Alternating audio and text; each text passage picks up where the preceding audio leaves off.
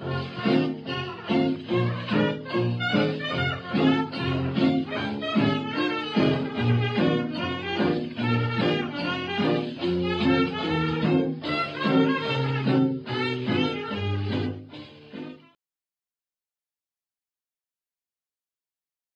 moved in, as I said, in October of 1945.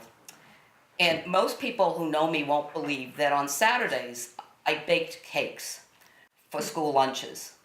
And this first Saturday, the very first time that I was doing this in Easton, I was in a pantry off the kitchen when I suddenly heard a voice. Not a ghost voice. I turned around, there was an older woman there, pretty well dressed. And she said to me, "What do your brothers and you want for Christmas?" And I, somewhat in shock, said, "Well, whatever you want to give us. This is October." And she said, "Well, do your brothers and you want a portable radio?" This is 1945. I said, "Yes." She said, "That's good," and she closed the door. That was my introduction to Mrs. Mary Ames Frothingham. She always walked into any house that she owned without obviously knocking. And obviously, as a 13-year-old, I was totally stunned. In 1954, 164 Elm Street became available. And by that time, I had 3 brothers. We really needed a room for each boy, plus obviously myself and my parents.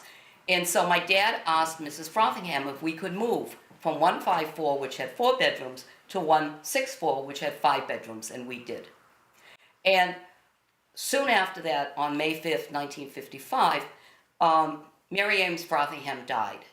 And the property became the responsibility of her brother, John and Nancy Ames of Langwater.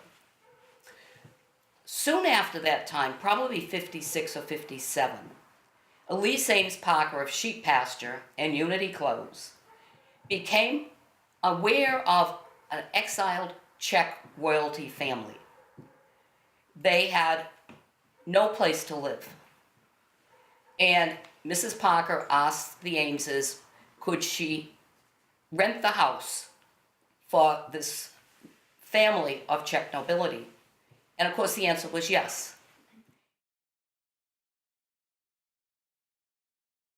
The Lobkowiches came. This is a family that had been in nobility in Bohemia since the early 1500s. They owned only 10 or 11 palaces, plus an extraordinary amount of land. They were probably the wealthiest family in Bohemia. They were very supported by the Parker family, Elise Ames Parker. She provided everything they needed, refurbished the house. She actually almost, Mrs. Parker became like the surrogate mother for Mrs. Lobkowicz. In 1965, he had decided, or they had decided, that their children should go to Milton Academy. And that's a long ways away, right? So Mrs. Parker thought that she would buy a house for them in Milton and move them to Milton. And now I'd like to sort of fast forward. It's 1990. The communist bloc is corrupting. And so Martin Lobkowicz and his 3rd son, William, decided to go back to Czechoslovakia and see if they could get some of their palaces. They got all but 1. But what do you do with either 9 or 10 palaces? Some of them were in horrible condition. And so what they decided to do was to sell all but 4. So the Lobkowiczes, who lived on Elm Street in 1990, had 4 palaces, and they still have today in the Czech Republic.